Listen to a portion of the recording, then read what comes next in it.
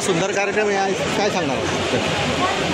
खरं म्हणजे महाराष्ट्राची ज्या पद्धतीने आणि देशाची ज्या पद्धतीने प्रगती होते नरेंद्र मोदींच्या आणि मुख्यमंत्री देवेंद्रजी फडणवीस यांच्या माध्यमातून, त्या दृष्टिकोनातनं जळगावला पहिल्यांदाच आपण हे एक्झिबिशन घेतलेलं आहे. सेंट्रल गव्हर्नमेंट आणि ज्या पद्धतीने कामकाज करतं तिथे जे काही अन्य डिपार्टमेंट्स आहेत ते सगळे डिपार्टमेंट्स आपण एका छताखाली आज या ठिकाणी प्रदर्शनाच्या रूपात आज आणलेले आहेत आणि त्याचं आज उद्घाटन आपण या ठिकाणी केलं आहे. आज या ठिकाणी खूप लोक या प्रदर्शनाला उत्कृष्ट असा प्रतिसाद पण त्यांनी दिलेला आहे. संरक्षण विभागापासून, रेल्वेपासून, पोस्ट ऑफिसपासून तर कृषी विभाग असेल, अशा अन्य डिपार्टमेंट्स या ठिकाणी आहेत.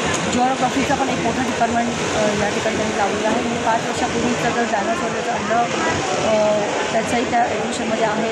1000 वर्षापूर्वीचं एक मानवाची कवटी ती पण या ठिकाणी होती की जी नर्मदा खोऱ्यात सापडलेली आहे. अशा खूप गोष्टींचं इथं अट्रॅक्शन आहे.